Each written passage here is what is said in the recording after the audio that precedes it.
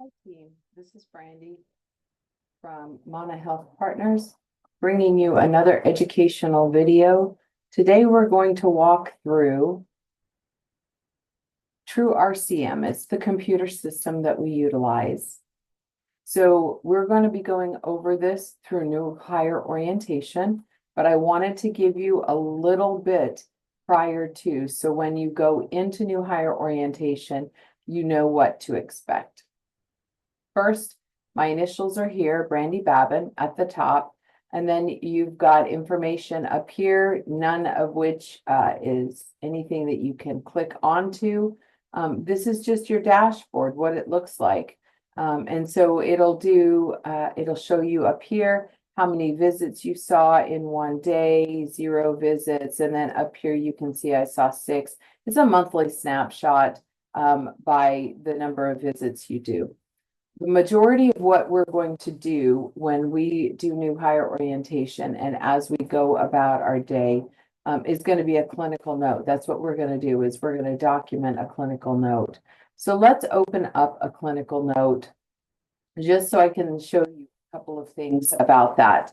So there are 3 clinical notes thus far on here. There's one for a nurse practitioner, psychotherapy, which are our LCSWs, and then the psychiatric mental health nurse practitioner program.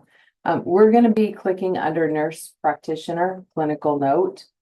And as you can see, this is my profile. For every patient that you do and you log in, they start adding up. So your first day, you'll have 6 patients. Maybe your second day, you'll have 6 more patients. By your 3rd, 4th, and 5th day, you should be up to about 7 to 8 patients a day. Most of what you're going to have to go through is looking up information, and mostly from your social, surgical, and family history. A lot of stuff comes from point-click care, and then a lot of stuff we're able to find out just by looking at what recent labs are done, what medication orders are done, etc. So here are the patients that I've been working on. You can see that they're all in draft here. Should I want to discontinue or delete this? Let's say I was planning on seeing the patient and I didn't. You've got your trash can right over here where you can throw it away. You've got a print, and this could be a print preview. So if you just wanted to upload it onto a PDF and print it out and send it to the doctor's office if they're going out to see the doctor. This is just to view it, and then the pencil means you can edit it. So that's what these guys mean right here. We're going to do one of 2 things. We're going to either create an initial note, or we're going to create a follow-up discharge note. So once I come in to create an initial note, I have the opportunity to either select a list of patients that have been completed, which if all of those demo patients had been locked and signed, they would be there. So I could come in and pick one of those. But when we're doing a new initial, we're going to click onto here. So I'm going to click new initial. Because this is a demo patient, it's not attached to any point-click care. But on the top right of every screen, there is a little tab that says import information from point-click care. That is going to be the very first thing you do after you get your patient set up, just so you know. But it is missing from here because we are doing a demo. So the first thing we're going to do is we're going to come down here to the magnifying glass, and we're going to find a patient. Maybe this patient, again, is going to be demo. You're going to look, because now you see, because we have 16,000 patients thus far, now you're going to see you've got 2 patients with the same name, 2 different birth dates, and maybe 2 different facilities. So you're going to verify in point-click care the difference of the patients and make sure you're selecting the correct one. If this is the patient you're wanting, you're going to click select. It will drop the patient in it will drop the facility that they are in. You should only be assigned to one facility, but if you work one facility or two, like one on the weekends, one on the weekdays, others will come up. So there's your facility, and it will show your birth date for your patient, just again to verify that you're documenting on the right patient. Your date of service will be today. We want all notes to be 4 hours. That is the expectation. You have up to 72 hours to close. The day you close them is the day that they drop into point click care. So if you're writing your note and you actually did it on May 6th, it will drop in to point click care on May 9th. It'll have the date of service as the May 9th or May 6th. Let's say we did it on May 6th, and we're going to close it today. It will show that it was done on the 6th, but it drops in to point click care for the next available note. So it is kind of confusing for the facility as well as you to see a note that's been put in on May 9th. It looks like you've seen the patient on May 9th, when in reality, it was a 5/6/2025 visit. Again, it does say that on the note, but how it drops into point click care looks a little bit different. So if you can get your notes done that evening, please try. But regardless, you have 24 hours to open this initial note. After you've got an effective date, well, your effective date is the date of service. Effective time, we don't necessarily know that. Usually we do rounds and we see maybe 6, 8, 10 patients in the morning and then go to a morning clinical meeting. And then maybe you have some other patients that you're going to see before you head home. So your effective time, unless you're keeping meticulous time of what time you see what patient, and then the time that you're documenting, your time isn't going to match. So we do rounds in the morning, we do documentation in the afternoon. So I'll show you what that's going to look like on the bottom, but we don't click either of these two buttons, effective date, effective time. You're going to save that as a draft. Once you save that as a draft, it brings down the whole entire note for you to look at. Now, the very first thing you're going to do is click that green box that's right up here. That green box is the information that's imported from Point Click Care. I'm going to go through just how the note is prior, and then we'll start back up at the top. So chief complaint, hospitalization, HPI, your past medical history pulls in from Point Click Care. So as you're scrolling down, that will already have been dropped in. The past surgical, family, and social history are going to be those that you're going to have to not only ask the patient or ask the power of attorney or look at someone else's note, such as the last nurse practitioner that was there, the last physician that was there. Any psych notes might have some of this information on there. And your HPI from the hospital is really where I get the majority of my information from my history and physical, excuse me. So this is a research tab. So this is going to take you, and I don't want to say what's going to take you the longest amount of time, but in order to be a comprehensive assessment, you need surgical, family, and social. Your allergies drop in from Point Click Care. Your code status drops in from Point Click Care. All of your medications drop in from Point Click Care. Your vital signs drop in from Point Click Care. Your weight drops in from Point Click Care. So a lot of your note is already pre-filled out for you. Here's your physical exam. It's all a negative physical exam. There's no problems. Your heart is fine. Your bowel sounds are fine. Your breath sounds are fine. All it is just a physical exam without anything that is abnormal.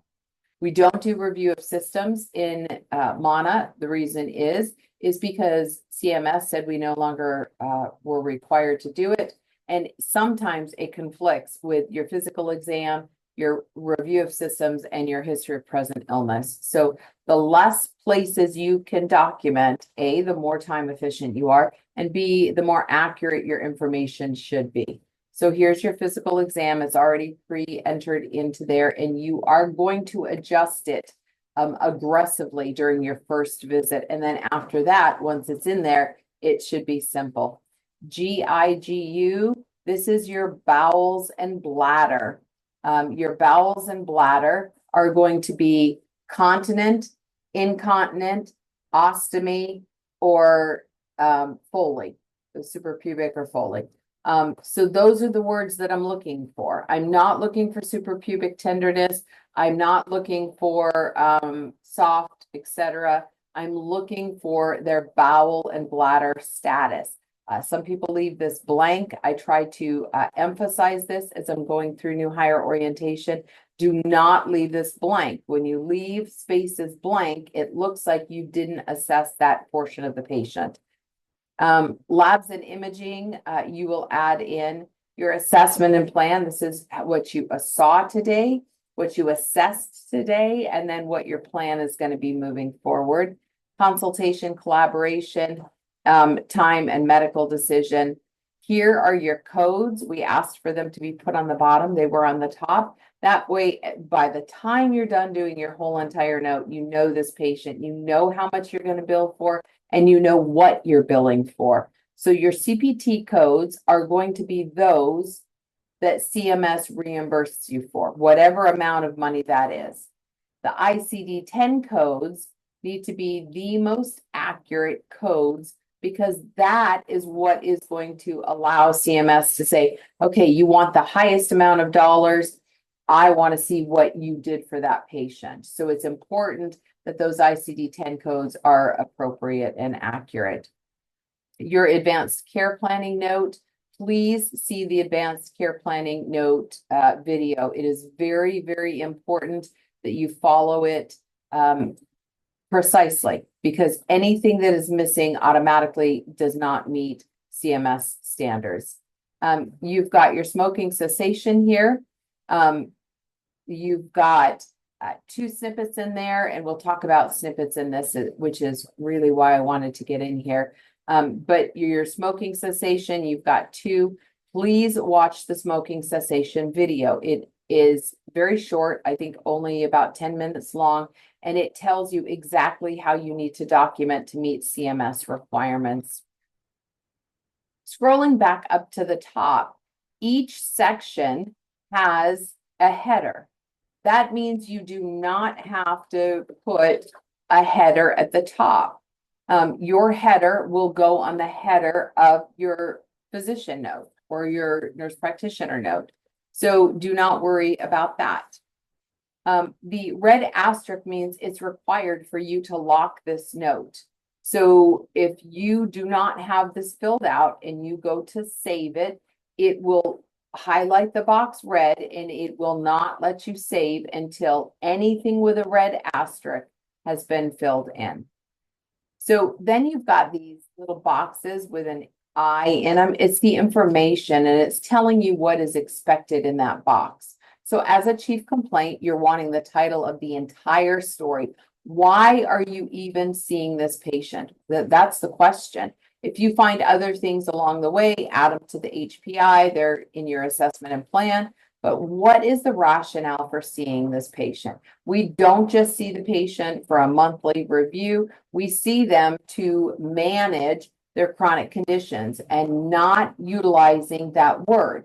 So if their chronic condition is diabetes, if their chronic condition is hypertension or AFib, that would be your chief complaint. Your symptoms versus your conditions. You want it to be the highest specificity. You start this note at 7 a.m. The patient has a cough. You order a chest x-ray. You order a couple of other things, maybe some Mucinex. You get home to chart and you see that that chest x-ray has come back and the chest x-ray is positive for pneumonia. You are going to do your chief complaint to the highest specificity. So that is not a cough. Now you have a definitive diagnosis of pneumonia, and your chief complaint would be pneumonia. Now, if you don't have your chest x-ray back until the next day, your date of service today, 5/6, and then tomorrow, 5/7, you get the chest x-ray, you have to use cough because you didn't have that diagnosis available to you when you did your note. And then if you're doing an admission or assumption of care, you add that there. That just helps allow people to know that this patient is a new admit or you're doing an assumption of care on the patient. But it's really important that this chief complaint is a few words, not a big run-on sentence. If the patient's chief complaint is, I'm having severe back pain, your chief complaint is back pain. If the patient says, I'm having trouble urinating and it burns and whatever, your chief complaint would be dysuria. So don't do a big run-on sentence. We can use those under the HPI. Your chief complaint is a title. It is a very short title. So it could be new admit, UTI, new admit, pneumonia. It could be assumption of care, whatever. But if you're using admit or assumption of care, readmission, then you have to have an ICD-10 code next to it. So admit, comma, pneumonia, something to that effect. I'm going to skip hospital recap. Under your HPI, you're going to, it's today. It's the history of present illness, what's going on today. So part of what corporate compliance wanted is not just to throw out this patient is a patient who has pneumonia and whatever. If the patient is coming from the hospital, we need 4 to 6 sentences on why the patient was in the hospital.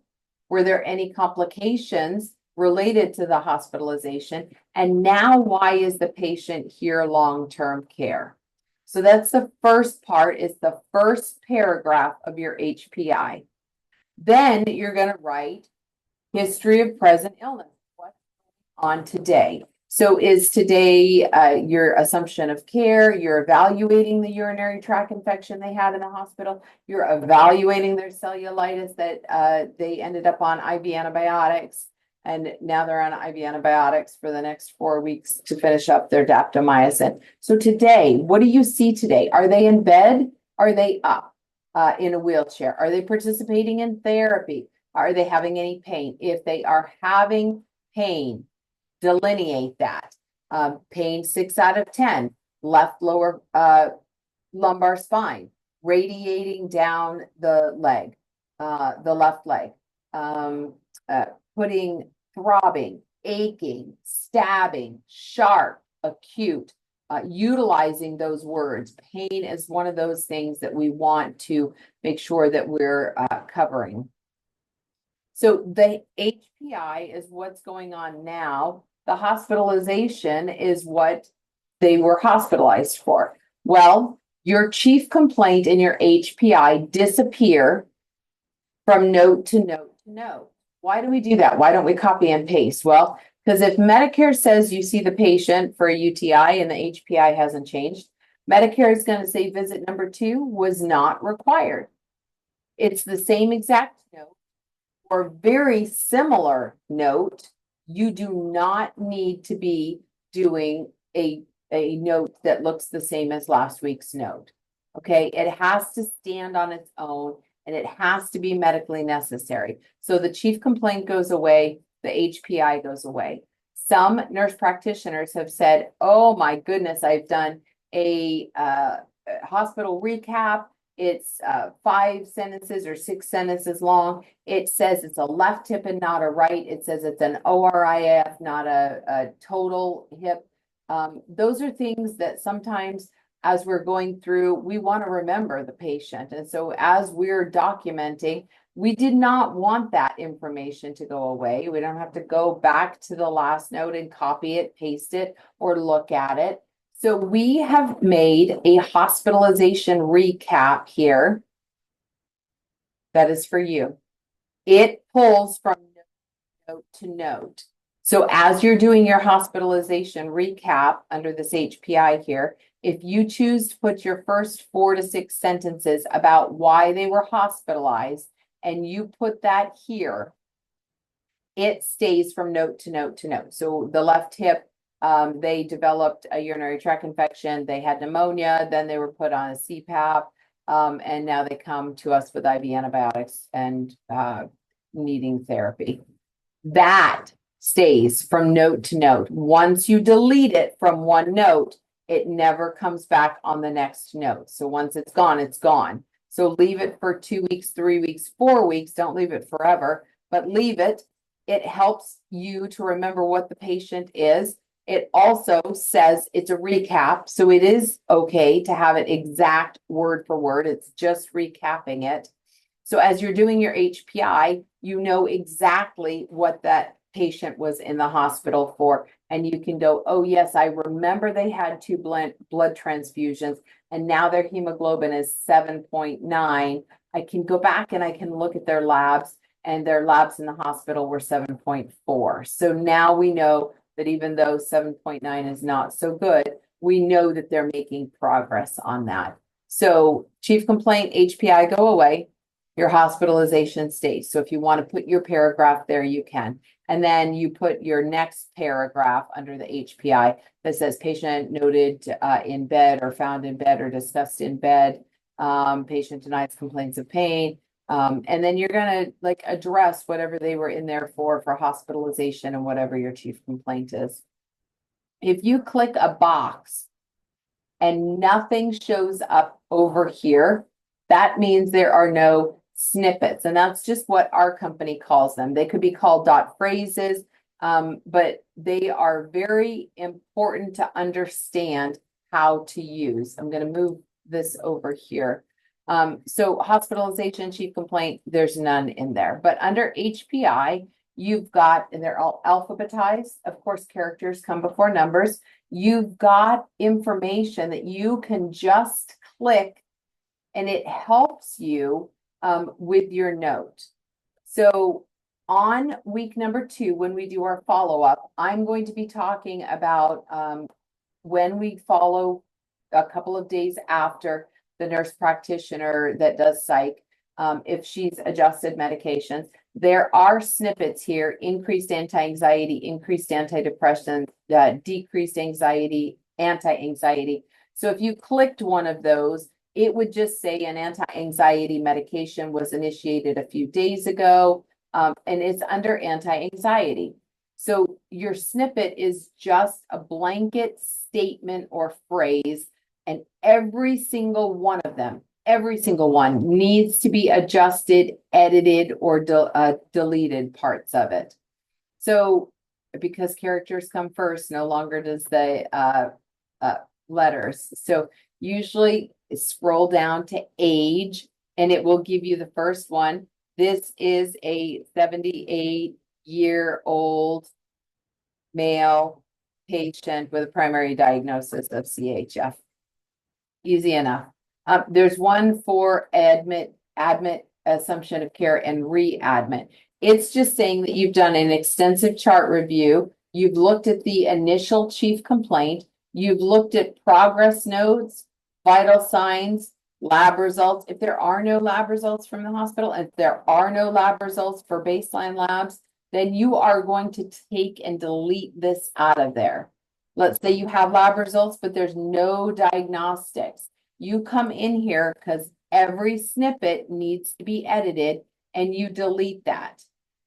They've been here 1 day. Did you get a therapy evaluation? No. Did you look at that from the hospital? If there wasn't one, delete that. This is a compilation of a whole bunch of a whole bunch of answers that you get to pick the most appropriate one. Did you look at the consults? Yes. Did you review their medications? Absolutely. And the patient consented to care. So as you go through this, as soon as you get your access to this, I want you to be looking at the snippets that are in these sections. There's one for falls. We're going to do falls, weight loss, and wounds on week number 2. So we don't have to address that, but I'm just going to throw this in here. So this is what is required documentation for a patient with a fall. So patient with high risk of falls, nurses report that, and then you're going to copy what the nurses report. Nurses report that the patient was found on the floor on the left side by the bed. That's what nursing reports, and you're going to put that in quotes, okay? At this time, the skin is clean, dry, and intact. It's going to be skin tear noted to the left arm, right arm, whatever. Musculoskeletal system is within normal limits, or they can have contractures if they're paraplegic. If they have hemiparesis, then their musculoskeletal system is within normal limits for this patient. Or it could be external rotation, right lower extremity, and then you're going to send the patient out.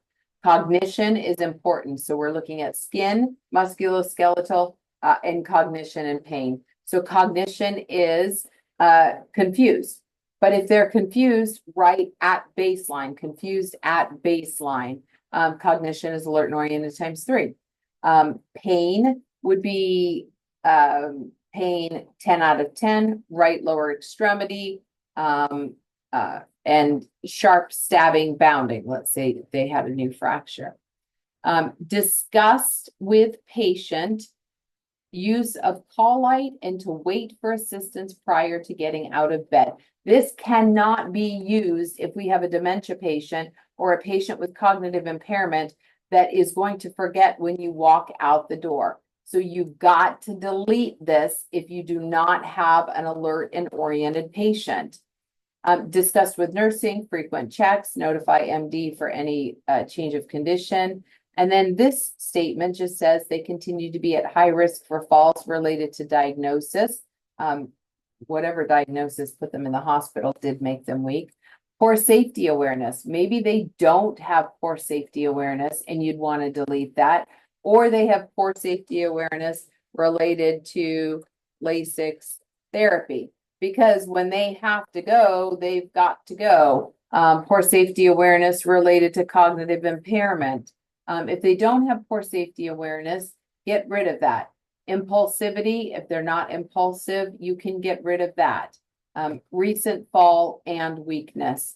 And then this is just saying because of the inevitable progression of the disease process, which may lead to physical limitations, they're at high risk for falls and may continue to fall. This can be something that can be deleted. If you've got an alert and oriented patient, they're here for weakness, they're working with physical therapy, they're not having a progression of their condition, such as dementia or Parkinson's, they're actually making great progress. So that would be deleted out. So I just wanted to go through the snippets with you and allow you to understand that. You can click on each one of them and see what they look like, just so you get a feeling when we start new hire orientation, when I start using snippets or showing you, that's what a snippet is. And a snippet is never to be left alone. You are always to edit it, delete it, adjust it. It's just a blanket statement that we are going to utilize. Past medical history, again, comes from point click care. Surgical history has a snippet next to it, no surgical history noted. Please ask the patient if they've ever had their gallbladder out, if they're a female, if they've had a hysterectomy, or if they've had their appendix out. Because a lot of people will tell you they do not have any past history of surgical interventions. And then if you ask, do they still have their appendix? They'll laugh and say, no, I got that taken out when I was 10 or 12. So when you're 80 years old, maybe you don't remember that you had your appendix taken out. So appendix, gallbladder, and hysterectomy is what I've found as the most forgotten surgical history that they have. If you have a past surgical history, put it on there.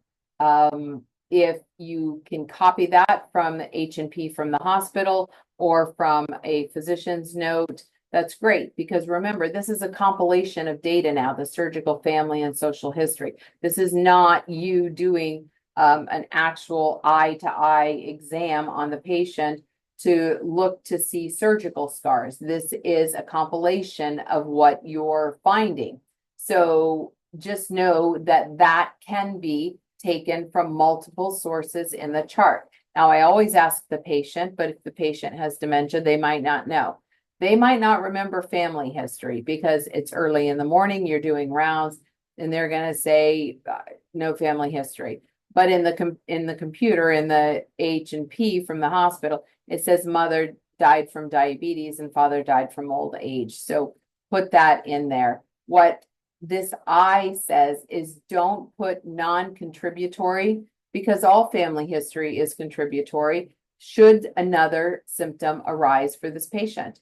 Don't put unknown, and don't put reviewed, because you reviewing it doesn't help me know that it was reviewed. Now, there is the no significant family history noted, and I specifically just told you do not click unknown. Do not. I don't want unknown on there. But I gave it to you because you will be using unknown. So patient does not know of any family history related to being adopted. I had this the other day and I was like, oh, wow. So she was adopted.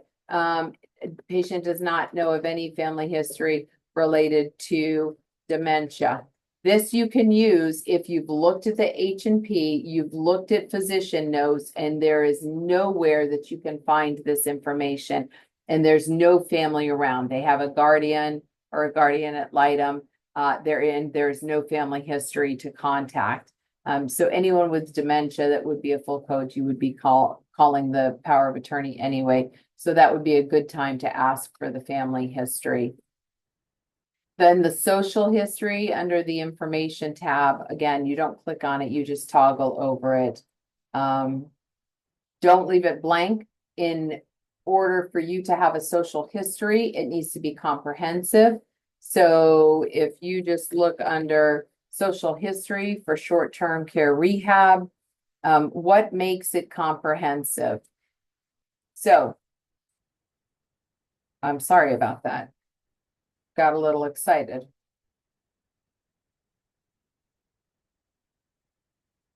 So most people think if you address tobacco, alcohol, drug use, and sometimes caffeine use, you are doing a comprehensive social history. You're not. You're only addressing one aspect of multiple aspects that affect a social history. So, like, are you going to be asking them hobbies, interests, and social engagement? If you have time and you want to do that, that's 100% fine with me. Safety and risk assessment, that's going to be looked up by your rehab team, your OT, your PT, your mental health and psychological or psychosocial habits, and your sleep patterns. Those will be addressed by your PMHNP or your Psych NP. Your nutrition and weight history should be addressed by your registered dietitian. So that just leaves what we're going to do as a social history. So you're wanting your living history or your support. So that could be patient is married, single, widowed, divorced, lives home alone. Your occupation and functional status, if you put that they are a prior captain of an airline, I'm sufficient with that. I'm good with that because you've addressed that. And then any religion or spiritual beliefs. And of course, you want to ask that if they're Catholic and they end up over the next 3 or 4 years declining and they need last rites, you would want to know that information. So definitely put that on. And that carries from note to note too. So maybe marriage, occupation, religion, and then substance abuse. So if you look here, under social history, it's saying don't write non-contributory, unknown, or reviewed.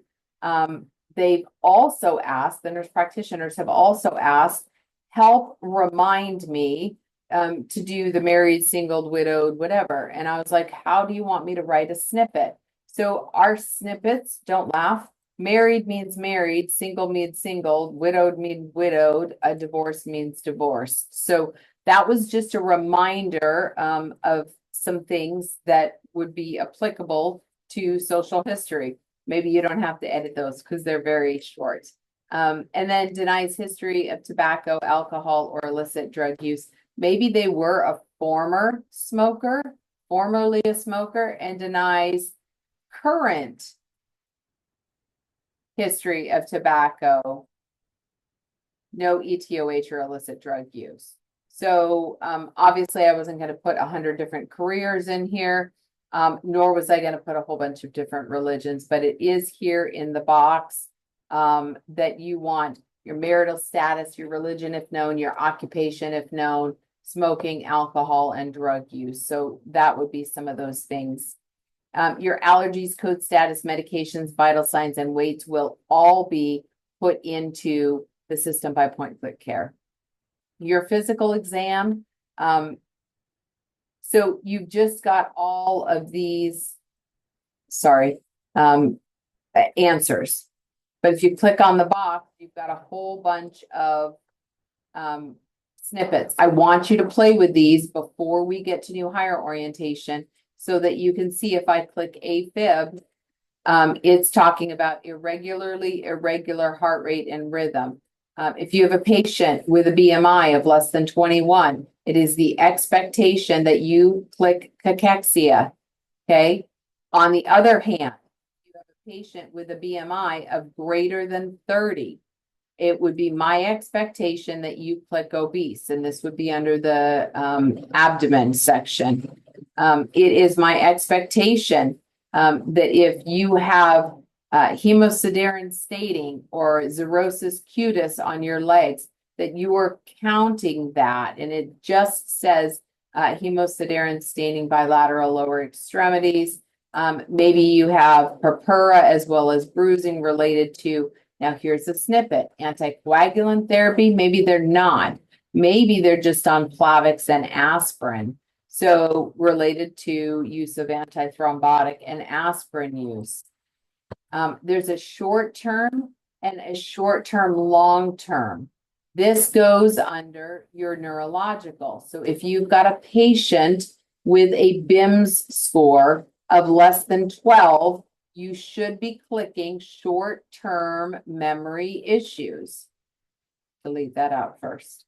If you've got somebody with a BIMS of less than 9, you've got short-term and long-term memory loss noted. If you don't know what that is, the BIMS scale, you can just Google it. I try to Google a lot of things. So the BIMS scale, 8 to 12 indicates moderate impairment, and 13 to 15 suggests cognitive impairment that's intact. So it does give you the scale right here.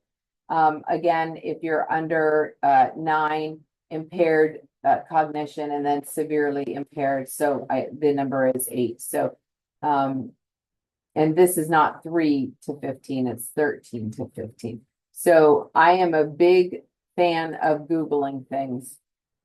Labs, the lab imaging results is a little bit confusing. I'm going to ask them to change the wording of that to labs imaging reviewed. So I don't need you to list, please do not list every single lab in a CBC and a CMP at TSH. I don't want the lab values. I do not. So I don't want the results. I want the date of service that the lab was done on. So I am reviewing labs from 5/1/2025, and I am reviewing a CBC and a CMP.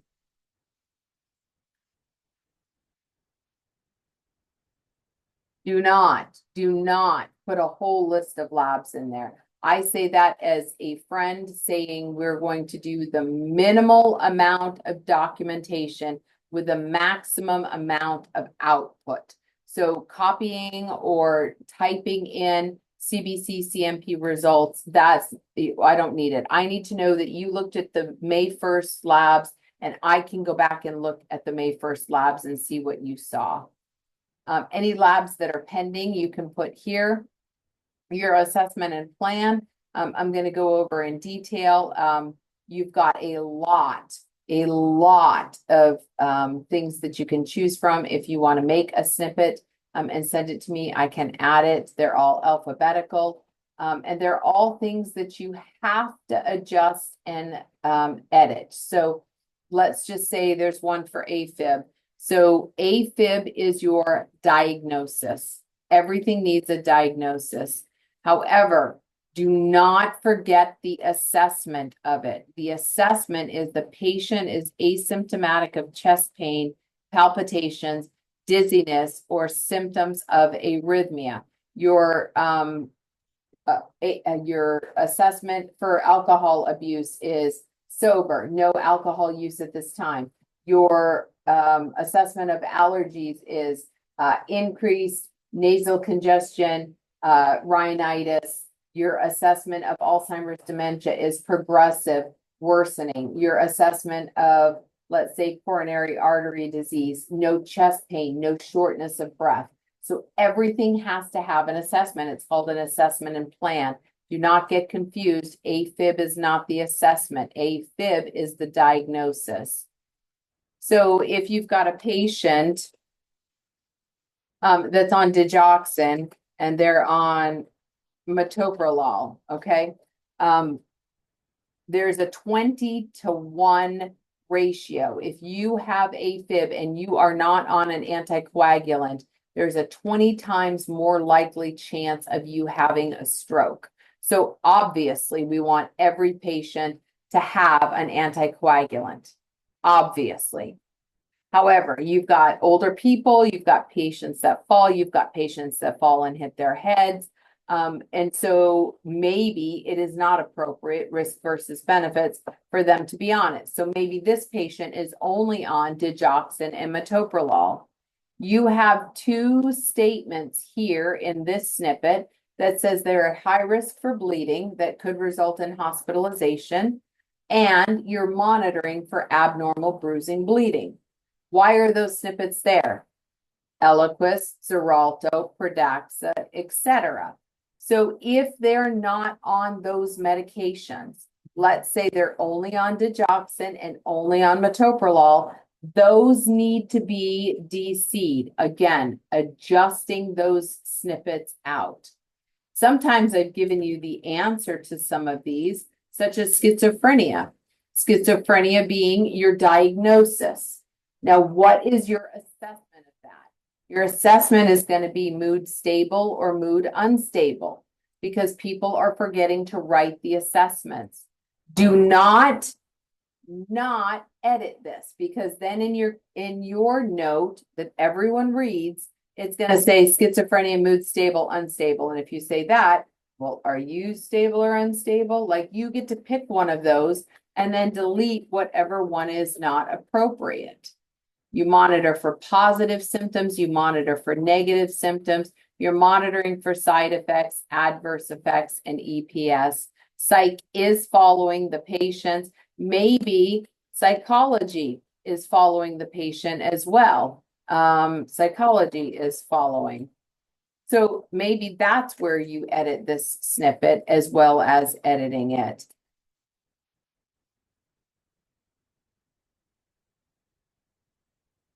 So if you're going to put them on an antipsychotic, you might as well put them on the good stuff when you're teaching. So we're going to continue Thorazine and Haldol on this patient. So that's where your assessment and plans are. Please look at them. There's a lot of them in here that you can utilize. Parkinson's, stable, progressive, at risk for falls. So play with this before you get to new hire orientation.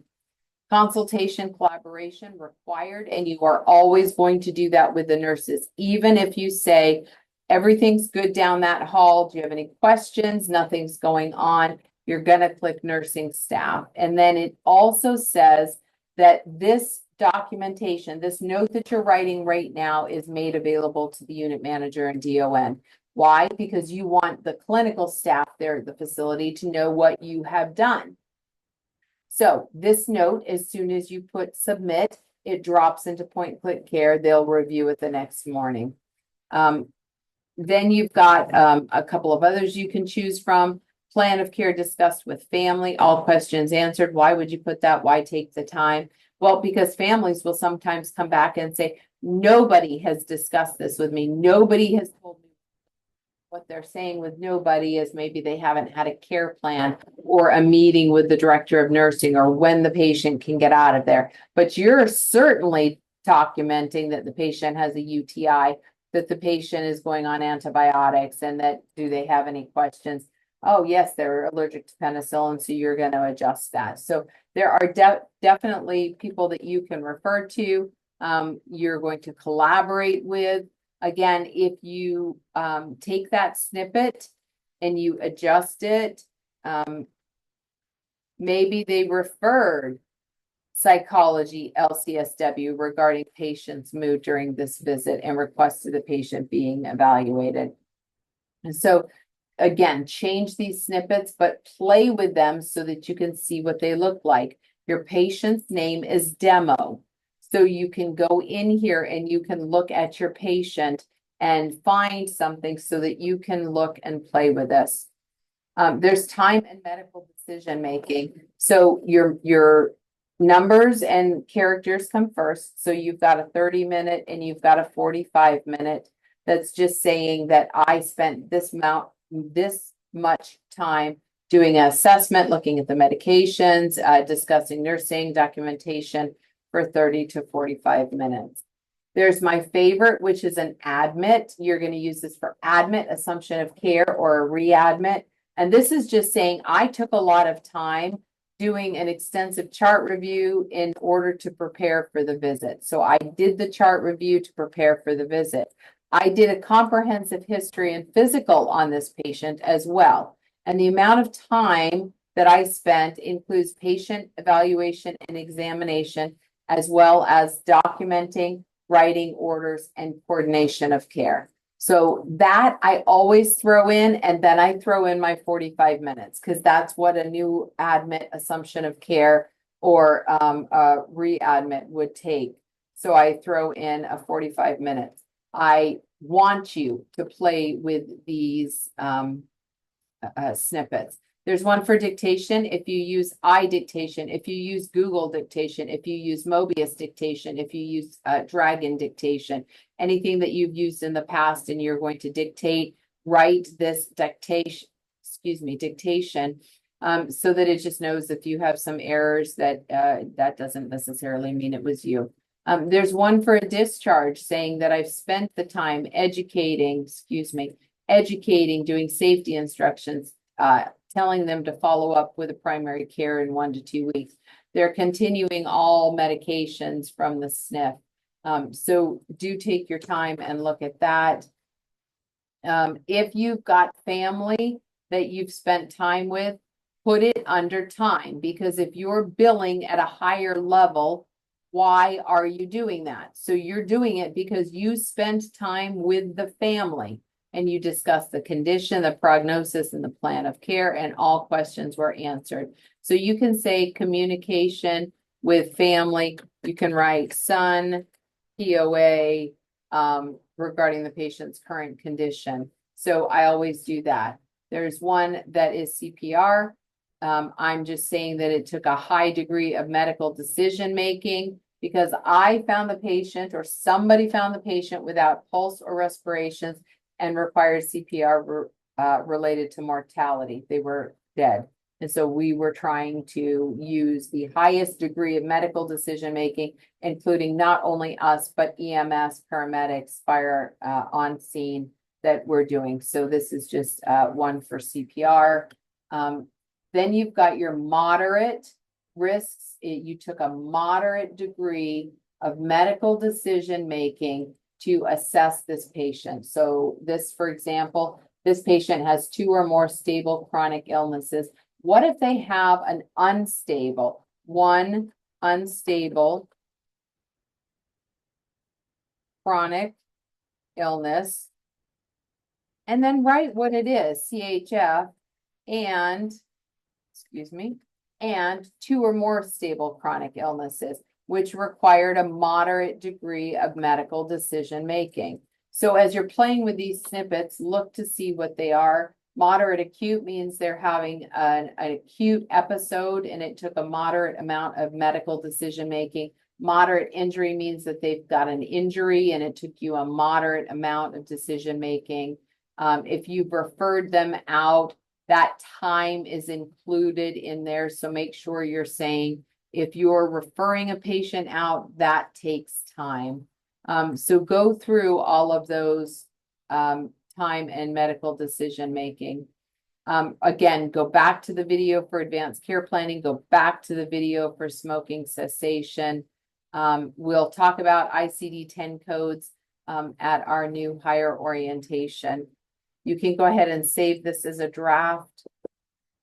This will come up. You can see that on 5/6, remember it's it's today, but I backdated it a couple of days so that we could show that when you open a note on May 6th, but you don't lock it until May 9th, then, and here you can see it's created, then you can see that it's going to drop in on May 9th. It'll say the date of service is 5/6, but it'll drop into the system on May 9th. Your pencil, you go back and edit. Your eye means you can see it. So this is how you look at it. This is a print preview of what your note is going to look like. So you can save that to a PDF and send it wherever it needs to be sent. And then you've got your trash can. So you can go to trash can. It says, do you want to delete this note? You're going to say delete, and then the note disappears. So it says that note was deleted and it's gone from here. Once you delete that note is deleted. I can't go anywhere else to find that note. It is gone. You can call IT. The note is gone. There is no note left. It just automatically swipes from the system. So that is the system through RCM. It's a little bit of the snippets, a little bit of how it is formulated, and we are going to go over it in much more detail during new hire orientation. We'll actually write another note on a patient, and we'll go down, we'll utilize some snippets, but I want you to be familiar with the snippets. I want you to be familiar with how the note is. Why is this important? Because your social, your surgical, and your family history are going to take some time investigating, trying to figure out what the patient's history is before you see the patient. And so I want you to know where that information is coming from. I also want you to know what comes from point-click care. These initial notes are very long and lengthy. Once you've done your investigation and you've got your social, family, and social surgical, that pulls over from note to note. So the majority of everything you do on this initial note, however long it takes you, is going to pull over from note to note. Not your chief complaint, not your HPI, not your assessment and plan of today. So everything that you do in this note is worthwhile and will save you time in the long run. So make sure this first note is as accurate as it can be, and you've got the data on there. Again, it takes a long time. So not having to learn the system on day one and where the snippets are and where you can find stuff is super important. So I know this was a little bit lengthy of a video, but I do want you to get on here. I do want you to play on here. And as soon as you get your username and password, get on here, open up a patient. You're going to go under clinical notes because you're going to write a clinical note. So go under clinical note and then put your patient's name as demo, and then open it up and start playing with those snippets. Start looking to see what's up in your format so that you can see it. Because come day one, you are going to be doing 6 visits. So the 6 visits are simple, Simon. No problem doing your visits. It's the documentation that is going to take the time. So if you're aware of how it's laid out, if you're aware of what the snippets say, where they are, how they look, how they read, you'll be able to do this so much faster and so much easier. So I do want to thank you for your time. I know your time is very valuable. I'm trying to get some of the information to you before new hire orientation, because I feel like it helps prepare you for when you see me. Then we can ask questions, address certain things, and go forward from there. So I will see you soon. Good luck in watching your YouTube videos. I hope they're great. Some of them are a little bit boring in the beginning, and I've been working on that. So I hope you enjoy it. Write down questions that you have for me that we can go over during new hire orientation. Other than that, I'm going to see you soon and have a blessed day.